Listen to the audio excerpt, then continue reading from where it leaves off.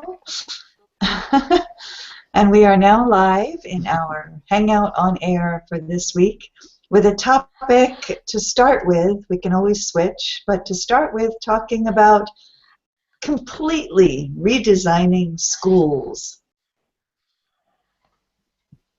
So if you were going to rebuild a school for a child, for an adult,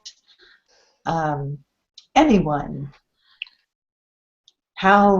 what would you do differently? Redesigning schools. And a welcome. I don't know. Yeah, and a welcome to a new member, maybe. I'm not sure how to pronounce your name. Lan? Ayan? Lan? And someone else joining too. There's Vasant and Abdul. Yay. We are a crowd today. We're a real hangout today. I like it. Yeah. Is everyone able to hear? Okay. Yeah. I love it when we have a crowd and connections work. So I'm not sure if it's Ayan or Lan, last name Alpo. Maybe first time talking with us. Can you say hello? No? Maybe shy? Maybe a weak connection? I'm not sure. Welcome. Welcome all. Oh, it's Krina. Sneaking through as Krina. We know Krina. Okay. Most of us, anyway, if not all of us, know Krina. And Vasant, we get to see you this time. Yeah, big smile. And welcome to all. So back to our topic. Krina has something to share.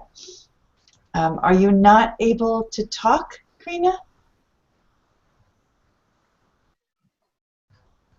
I don't hear you.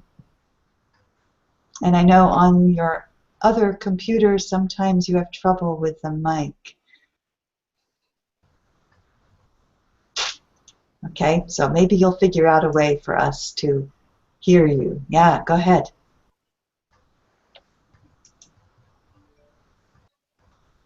And Abdul left us. Hopefully be back. He sometimes has connection challenges. Ivan, you said you have no idea how to rethink schools? Yes, I like the old-fashioned school. I like the school when I was learned, and I totally hate all innovation in school. I don't think it's very good, in very well direction. Fun. So we have a good debate going because I'm on the total opposite end of the spectrum. Well, almost total. I like some old-fashionedness, but I think our school systems and our schools desperately need to be rethought. So let's start with this one. What is the purpose of school? For children, what is the purpose of school? What's it for? I think it's a way to give for any children some common sense, some common culture, something to adapt to life in society. I don't care too much about math or physics or something else, but we need some common culture code for everyone who live in this society.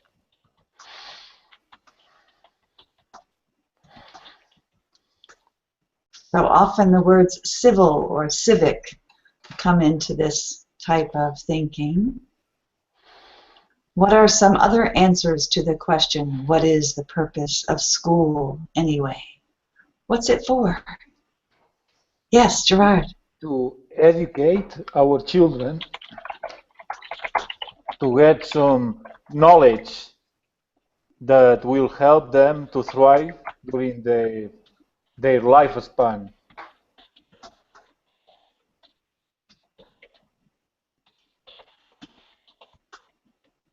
Examples. For example, learning how to read, to write, some essential maths, history. All the matters have interesting things. Even though at this time they don't realize how important they are, but in the future it's not the same if they have acknowledged them or not. So would you say that's more important than learning how to get along with each other? But that's also Social skills? social skills are also learned in school because you have to interact with other peers. And sometimes you learn bad things because sometimes children are cruel with other children for stupid reasons. Or teachers are not good. I have bad experiences with some teachers.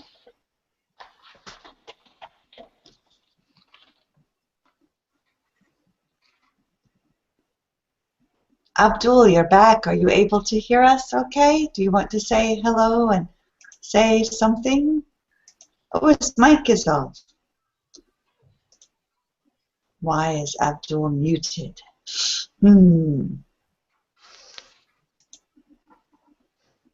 Karina, do you want to try again? I see you typed a note. Okay, so you hear, H-E-A-R, you hear us all. Okay. Karina typed school's the first place where children have to learn how to share with a bunch of strangers and come home safe at the end of the day. Aha! And Abdul has a friend who stole his headphones. How dare this friend do that?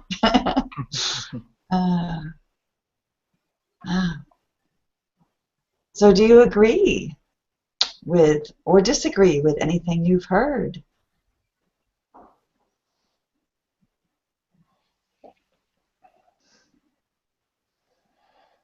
How do you teach social skills, or do they just happen because you're there? Yes. Put they together and they will adapt. So nothing special needed for that. But then what do you say to students or parents who say, but that's how I learn bullying? That's what I learn in school. It's a part of life too. So school is prepared you. But how has it prepared me? I learned I should just punch everybody in the face. Yes, it's a good way. Yes. Why not? No. Not my way. Not what I really learned.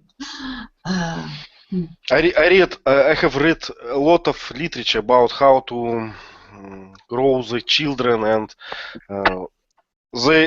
it have a lot of different opposite answers how to do it. But I think the better way when the children in general found their own way, and you only make a situation where they need to find solution. You can see me now. Yes, I can see you seeing us. This is Fun. mobile headphones.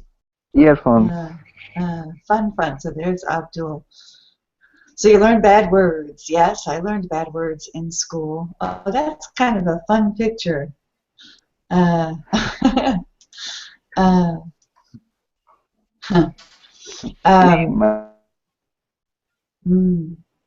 So we learn many things.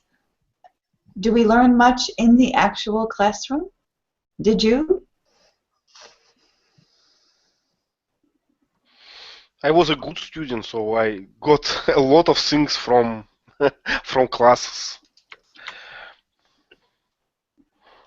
But I don't think that it was so important because we have university and you knowledge it's not a problem. You can take it everywhere during all your life, but ability to adapt to society is the first one and the most important one.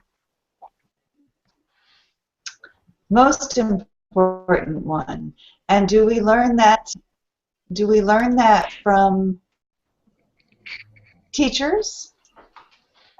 I think no. I think teacher cannot participate in it. You learn from your teammates, or how it's named, classmates.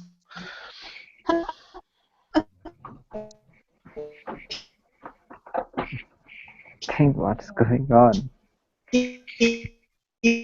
Going on?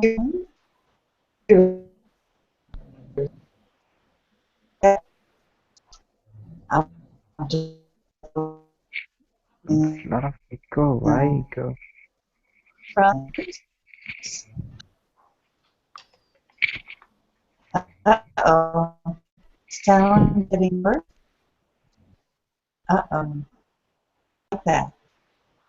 Now I can hear you, Holly. Can or cannot? I can. Okay. Because. And I see the two eyes. Abdul, I see Abdul twice. Yep. It's a trick on Hangouts. Many loopers figure out how to appear twice. I think this time he might be on 2 different devices. I'm not sure. Yes, mobile and computer. I can see you on computer and I can chat on mobile. I can speak on mobile, chat on computer. Seems to be working for me. I see both and hear you. Yeah. So if teachers aren't really that important, why are they there? Do we need teachers?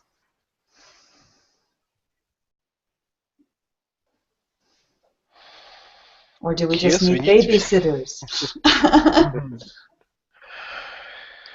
There's Abdul. We get to see him. Cool. Nice. Why? Why do we need teachers? I have a lot of teachers. But I really remember only few of them, and I think only this few of them were important for me. So many of them maybe replace it easily. So I don't think that it's a profession. I think it's like lifestyle. There's some talent to be teacher. Yeah, I think there is a lack of vocation in some teachers. They don't really like the job. They do the job maybe because they have a degree, and the only thing they can do is teach. Because there are some degrees with the only exit, the only thing to do is teaching. If you study philosophy, what are you going to do? So they are not eager to teach. I think that's the problem because students can feel that, can feel. I don't disagree. I think most of us can remember some teacher or teachers who were influential, especially influential.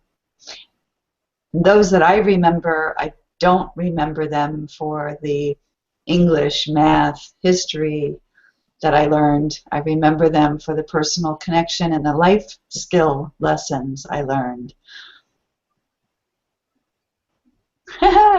Interesting, Karina. I have power. This is the power of teachers. Huh?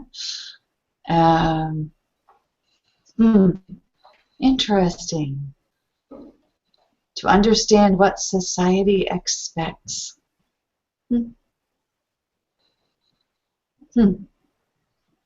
Anybody have a reaction to that?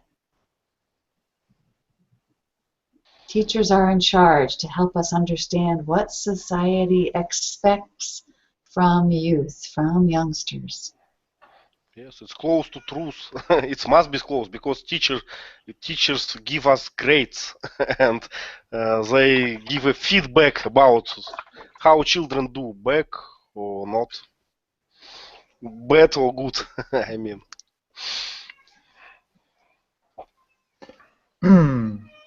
And sometimes I had the feeling that the most important thing is have high grades. That there is a lot of importance given to that.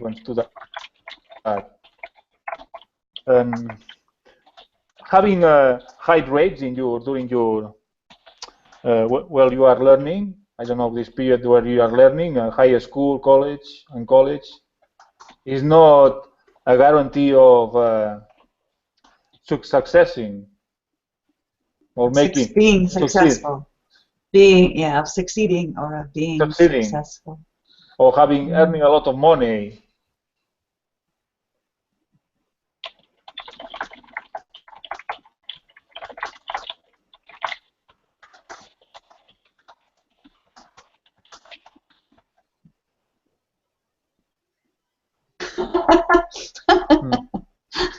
Manipulate.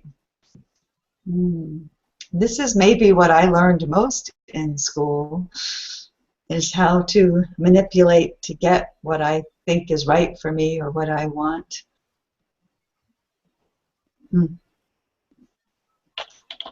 For some children, school is an escape.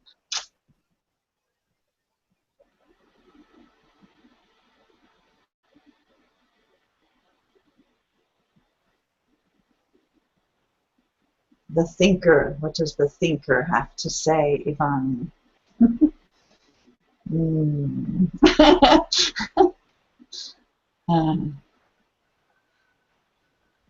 So if school is primarily to learn how to interact and get along with other students, and especially directed at Ivan, why are traditional classrooms with rows of desks and assigned seats helpful?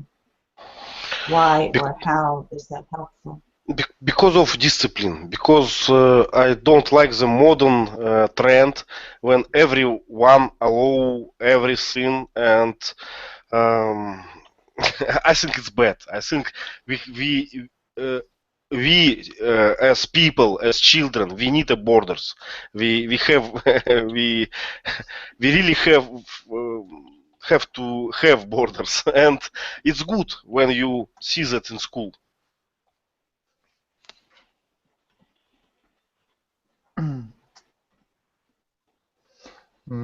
But I remember some people think that it's not possible being friendly with your students and at the same time keeping some discipline. But I had teachers who could do that. So students were happy in their classes, and sometimes we laugh and have a good time. And when we overcome this point where we are too laughing or too much fun, the teacher was able to impose discipline. Everybody pay heed of what he said or she said. So it's Yes, difficult to find this kind of teachers, unfortunately. as for me, it's not related things. To be a friend, have a discipline. It's not related. You may be friends and have discipline, and you may not be friends and have a house. And it's for me, it's not related. For example, in army, I have an officer when. Officer, it's not a man which you usually like, but it may be your friend. It may be different. It's not related. The same with teachers. Some people may have influence to students without uh, be bad with them. So keeping friendship and have a discipline. It's possible. So, but it's hard work. It's hard job. Yes, because when teachers are too friendly, students want to take advantage of that. Oh, when people are too good, most people think that they are stupid.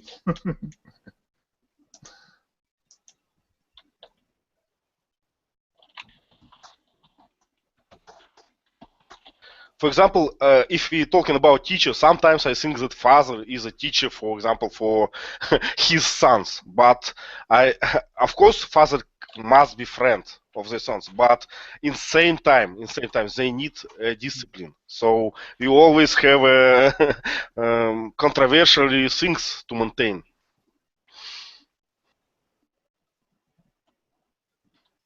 My mind is thinking back to many experiences that I've had, and strong, disciplined teachers whose classes I have appreciated because of that discipline, but also the opposite. Teachers who tried many different things and still had a sense of discipline. So having chairs rearranged does not necessarily mean a loss of discipline. Different skill set, and I think personality and prior experiences are part of it. My favorite arrangement is where teacher is sitting in a circle with all of the students or learners at a level where no one can escape because you're all able to see each other. This only works if your class size is of a certain limit. Difficult once you get past 18 or 20 students. It's difficult to do that successfully. But for me, that's the best way to, in today's world, especially, maybe it's always been true. I've had that experience very few times, but they are powerful memories. And I think when you're in rows, there is a power order, whether it's intentional or non-intentional. Front of the class, back of the class, middle of the row. Students get lost. I was a student who was unseen and unnoticed and lost in many a classroom. I didn't like it. Then I learned how to talk a lot. And then I got noticed more, not always in a good way.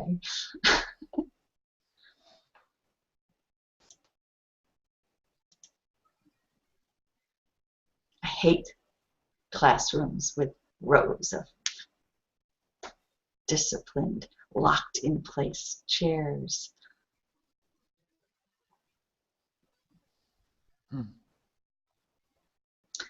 My background, where we're from, the experiences we have make a big difference in how we perceive the ideal. In US classrooms, discipline is a huge issue. Teachers blame parents, parents blame teachers. Everyone has a point of view and some ideas. Part of it is nutrition. Many children come to school the last 20 years or so. Huge proportion come to school either getting their own breakfast, in charge of their own breakfast, or not eating, taking advantage of free breakfasts or available breakfasts at schools. Many schools in the US have breakfast served, but it's Pop-Tarts and junk, sweet cereals, more than healthy foods. So many children come to school and go through the school day with poor nutrition. In the US, that's a factor. Lack of sleep, discipline at home, lack of discipline at home is a factor.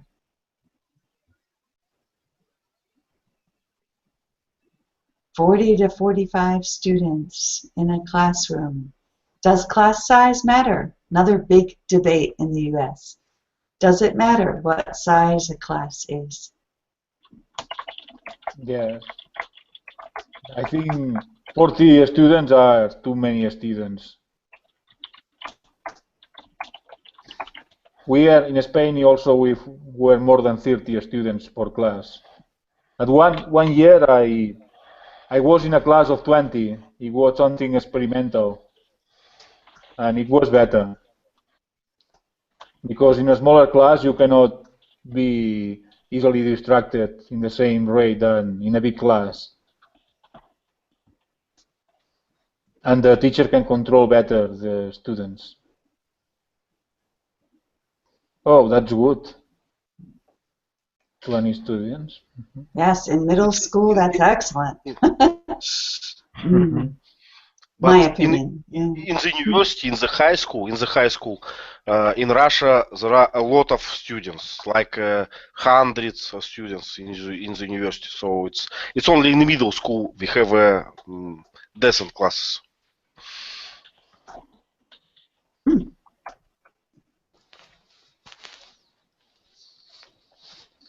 What do we learn from that?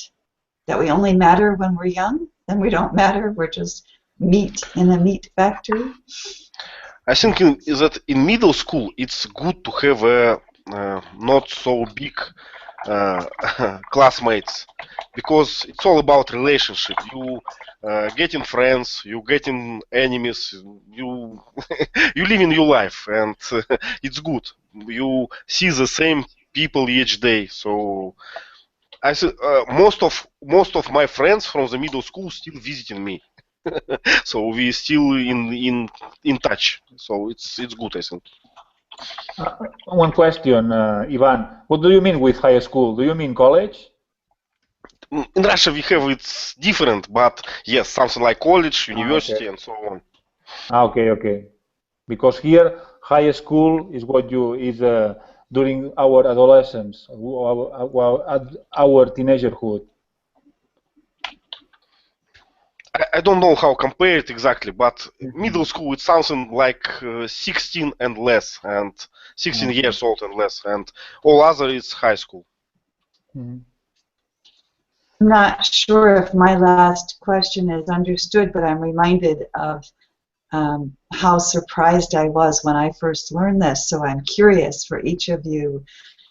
When you enter kindergarten with a group of students or first grade or whenever you start, do you stay with that same group of students in second grade, third grade, fourth grade? Or do you Russia, have different students in each class each year?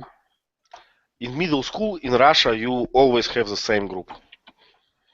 Wow. I have no experience with that. I have never had the same group. Sometimes 2 or 3 students that I knew from the year before, often no one. Every year, whole new group. I have no experience with that. And I hear from many others that you stay with that same core group of students that you get to build and develop relationships with as you mature. And that's only in the hallways or at your lockers or before or after school for me. I have no experience with that. Very different. Yes, opposite to you, I cannot imagine how it have new friends each year. And you know, these friends from school years, it's very solid. It's very solid. We still in touch. We still together because we spent 10 years together. It's a lot of time. In my case, even though I lived in the same house, I went to 5 different schools because the government would redistrict, and I lived on the edge. And so I went to 3 different elementary schools, and then middle school and high school. So in my personal case, it was even more mixed up than some other students. But I don't know of any schools except private schools where you stay with the same cohort of students. So you might ride the bus with them year after year if you're a bus rider. Or if you live in the same neighborhood, you might walk and see them before school. But a lot of discontinuity there in my experience. What about the rest of you? Gerard? In, Rina? in Abdul? Spain, In Spain, they try to keep more or less the same students, but while we are going on with the courses, which there are some subjects that change. For instance, if you choose to study during high school letters of science, you split. People who study letters change the class, the class because the subjects are different.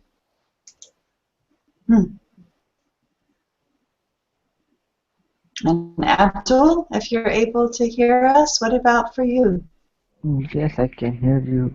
I missed the question. When you were in school, did you go to school with the same group of students, first grade, second grade, third grade, or No, were there different in kids my each year? in my school, everyone was like we have 30 students, so we come by ourselves. There are no grades, no class A grade, class B grade, class C grade. There is no difference. After I joined intermediate, after 10th class, there were a class like section A, section B, due to more number of students. Because before that I have not seen this like section thing. In my 11th class, like intermediate, I came to know about sections, class A students, class B students. So by academic level, you're talking once Yes. you got to upper grades.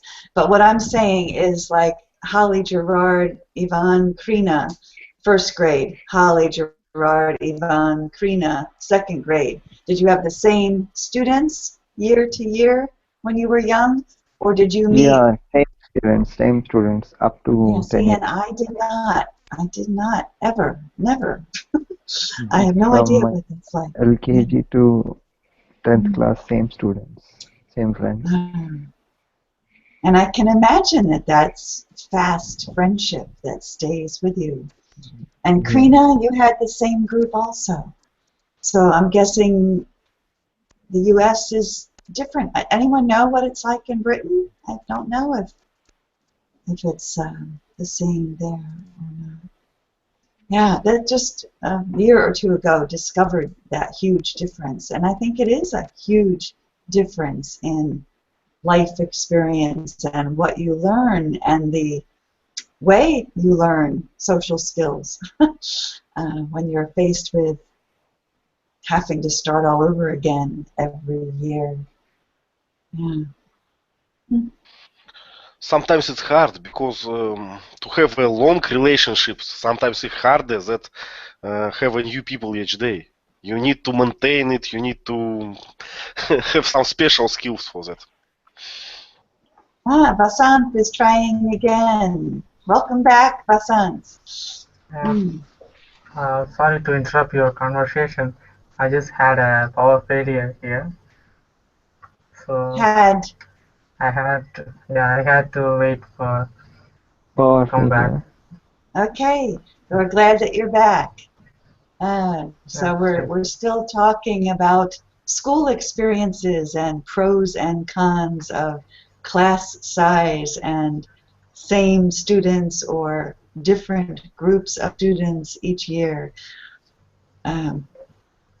What we learn in school. So do you have any strong experiences about classroom learning, or are your memories more non-teachers outside of class memories? What are your strongest learning memories? strongest learning memories is classroom memories because we have a lot of friends and contacts, so it's better than uh, self-taught, self-planning something. So we can share our ideas to some other people. So that would be better than self-learning. Okay, so now pros and cons of studying on your own. So how does technology fit into that? What we're doing right now, is this on your own or is this group learning? Yeah, group learning is it's just it's just It's on a line. It's between the line. Between the lines, Yeah, okay. It's hard to find its right yeah, space in today's world. Yeah. yeah. Bless you. Can you imagine having your entire kindergarten, first grade, second grade, third grade, and on be like this in Google Hangouts? Can you imagine meeting your classmates like this every day? No, I didn't get your point. Can you please ask again? If you were 5 years old again and going back to school, can you imagine if school was a Google Hangout?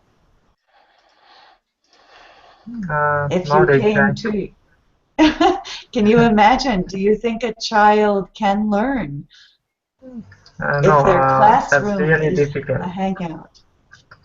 Yeah, that's really difficult for a child to learn something. We have to let them be a child. So we should not force them to learn something. So it's an age to play, to enjoy the things for the childhood. So we should let them be like that. At least uh, until the 5 years old. After that, we should teach them like everything, the languages or whatever it is. We have because they don't know what they want to be. So it might take some time to realize them about themselves. So that's my point. Yeah, there's something lost. I mean, there's a lot of advantage in some ways, but there's something lost when it's just online.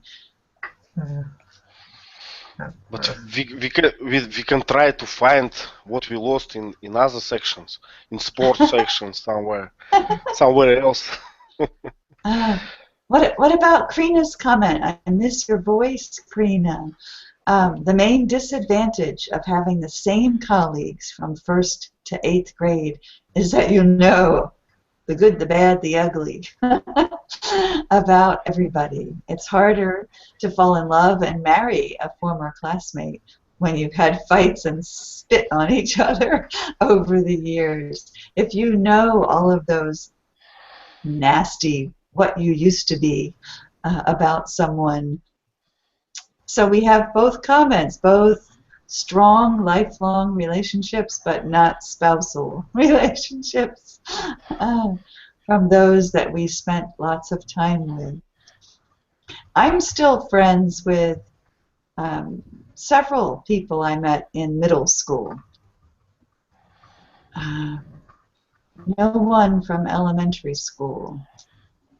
No, I'm on Facebook maybe, but not good friends. My good friends still to this day, the earliest relationship would be seventh grade for me.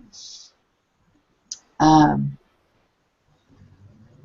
but I don't know if there's spray ink, right? What are some of the fun things we used to do to each other? The horrible things. Mm. As a young boys, we have a lot of fights. It's okay. Now we have a friend anyway.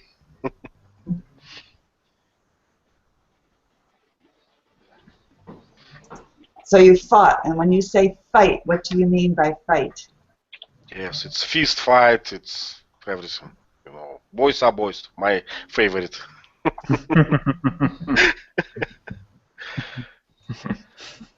Your favorite.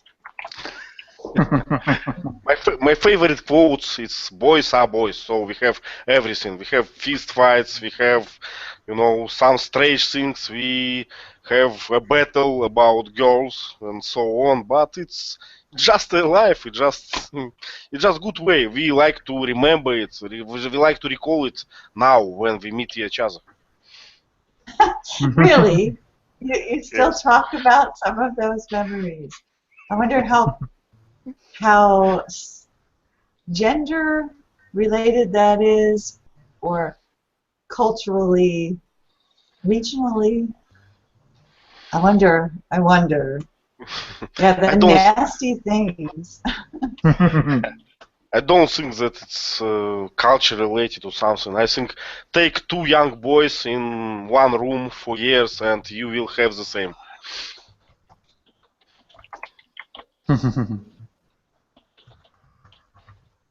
I bet Ivan was good at doing fights. You were too? No, I wager that Ivan was good at fighting. Ivan was probably, yeah. He was It's not true, unfortunately. I was Not true. shy. Interesting. So is this more why you want your boys to be? I had 3 brothers, and they two were very much interested in getting in fights a fair amount of the time. One was not.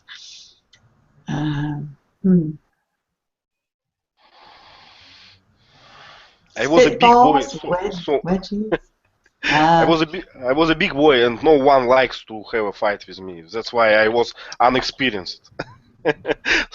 So I have a fake. So your image. Okay, Abdul, thanks for joining us. Oh gosh, early morning. Thanks. It was fun to see you for a few minutes. Yeah.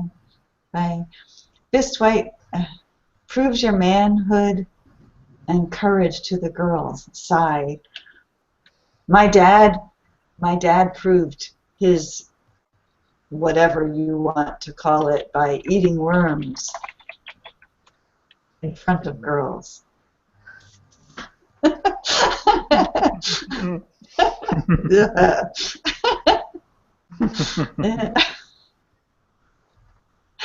No. We did terrible things to each other. Yeah, go ahead, Vasant. Yeah, we got a lot of punishment at that time. Usually all the boys do. What kind of some weird punishment do you have? Did you have? So our punishments would include fingernails in your ear and dragging you away from whatever nasty thing you were doing. Wooden spoons on the knuckles. Oh, yeah. Ouch. Yeah, I had that one. What other punishment? You've had that too. Eating soap if you cussed. Yeah, if you dared to say nasty words, had to eat soap. Okay. Awful. So what were punishments you had? Those were some in my life. Yeah.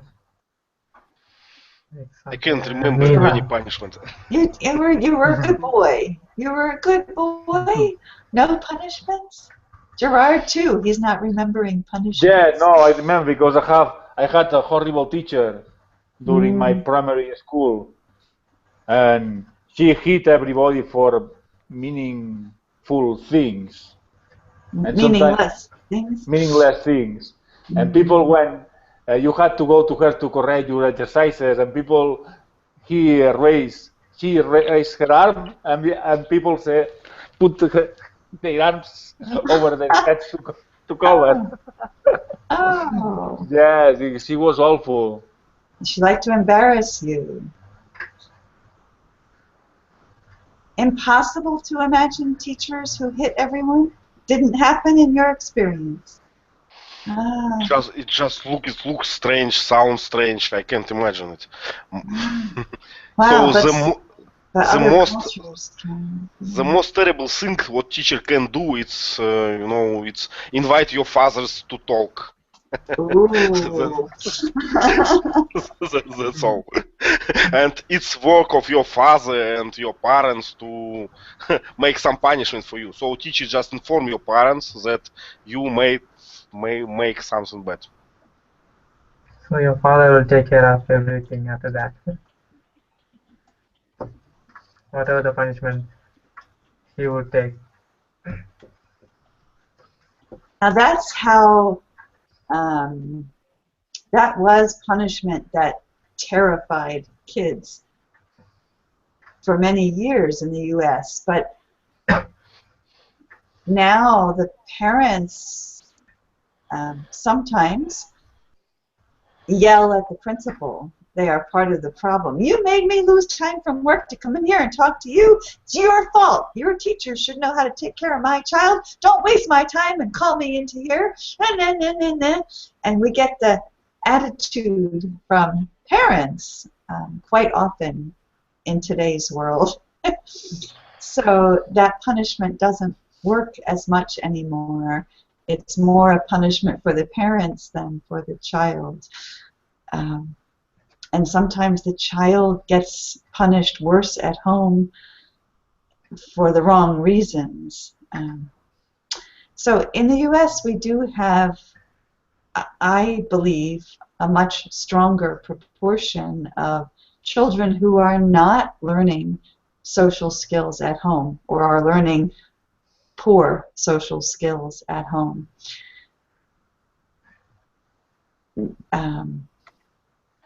I don't know if that's as big of a problem in the rest of the world or not, but home life as a society has changed a lot for many, not everyone, but a much stronger percentage of homes have parents who are not actively trying to teach positive skills.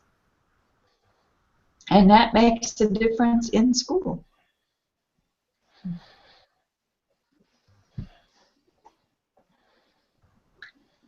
So I've heard stories when I taught in Korea 10 years ago now. 10 years ago, teachers were still hitting children with rulers. Can't reach my ruler here, but hitting children with rulers or smashing the desk with the ruler to wake up and pay attention, and humiliating the students in this way. And that was accepted as that's the way to teach. But they also had classes of 60 to 80 to 100 5- and 6-year-olds lined up like in a lecture hall style classrooms. And every student did the same thing at the same time in the same posture, and you put your pencil here and you pushed your chair here, and military discipline. And that's not the American way, by what I learned as how school was supposed to be.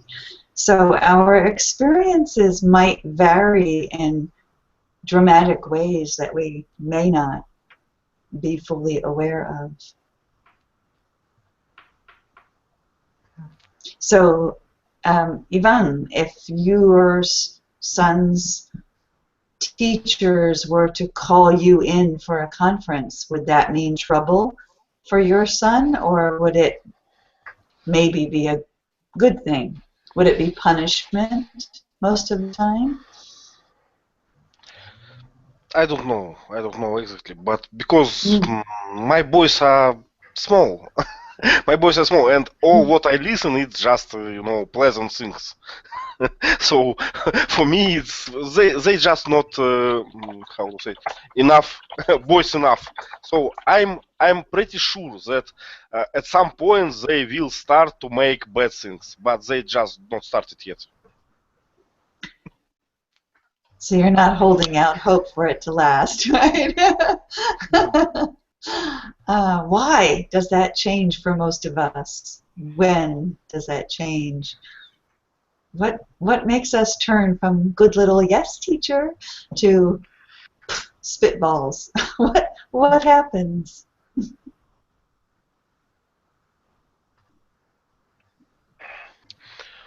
While children do that because they just they just have to do that. They always check the borders, always check the limits. So it's their job. It's their job to check the limit. They check the job of father, of mother, of teacher, of society, of everything. And we should to provide information about where the borders are. That's our job. One thing, I think if children have too much children, if children are spoiled at home, they are prone to behave improperly at school.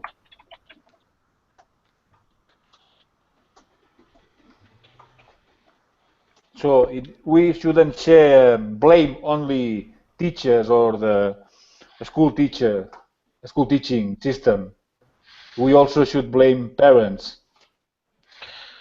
Gerard, I don't know how it's in your place, but in my place, the modern trend is the teachers do nothing about bad behavior of students. They just give knowledge. Everything else, it's parents' job. So you cannot just blame a teacher. My boy did something wrong. They say it's not my job. That's all.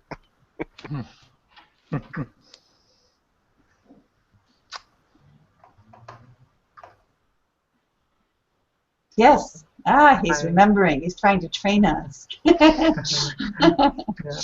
My point is, the rules, the boundaries are made by us. I mean, the mature people, the adults.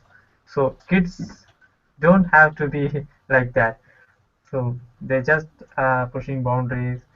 They want to be like kids. So that's my point.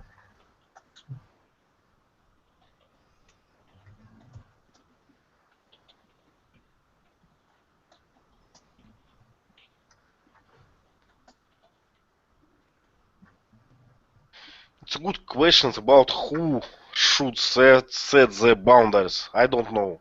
In modern society, looks like nobody. Nobody have enough of authority to do that. Not teacher, not parents, no one.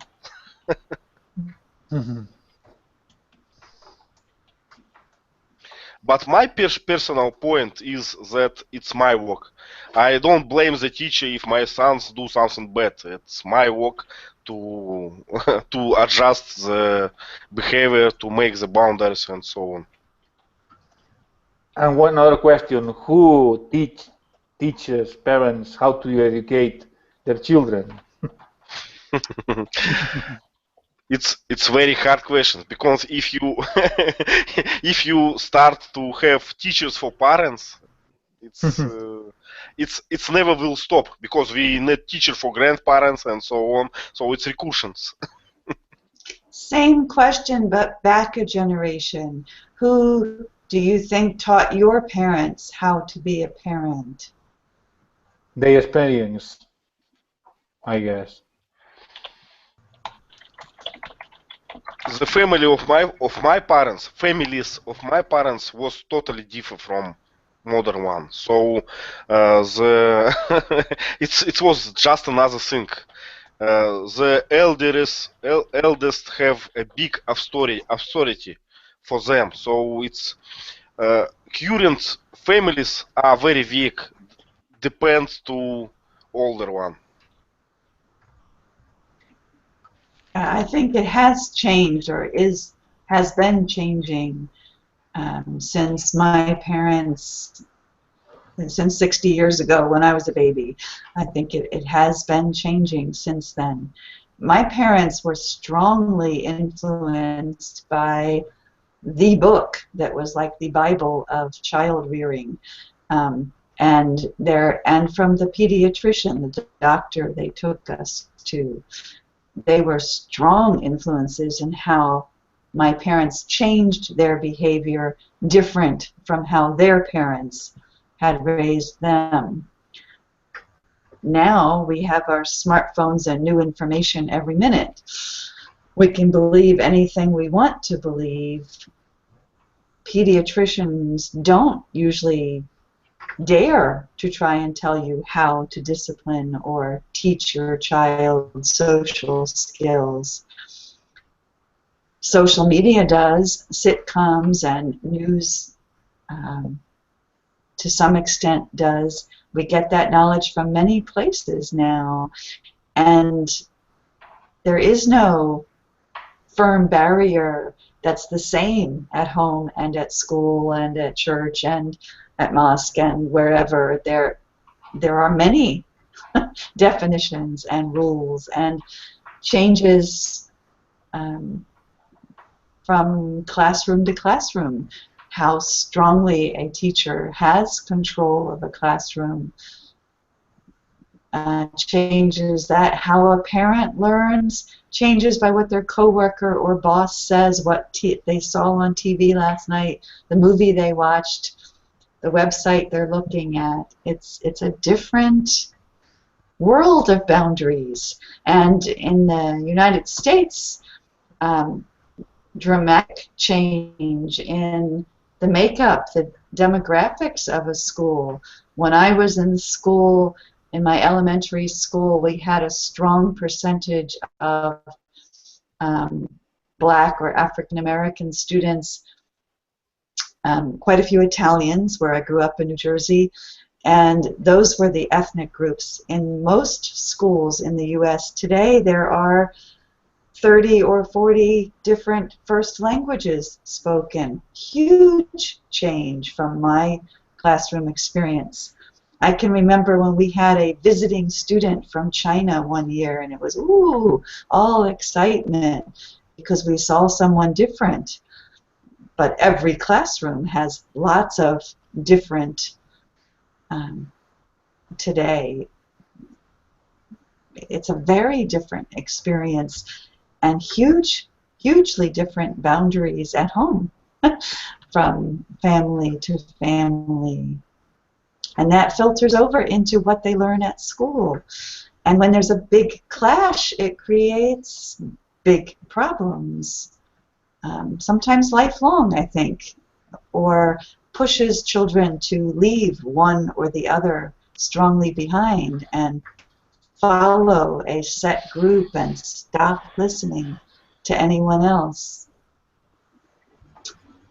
It's not easy to get along with people who have very different experiences than you've had. So how do we make it work? Yeah, I think parents are the role model for their children, I think.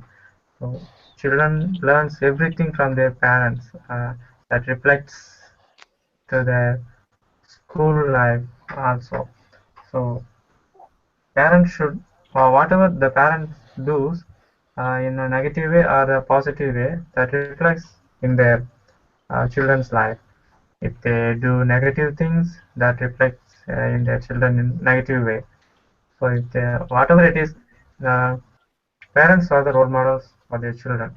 So that will be, if they do anything positive in their home, that would reflect in their school life in a positive way. That's my point. Oh, interesting comment from Krina. Krina, I want your voice. I have anxiety every time I try to visit. When is not necessary. I have anxiety every time I try to visit a cave or touristic underground place.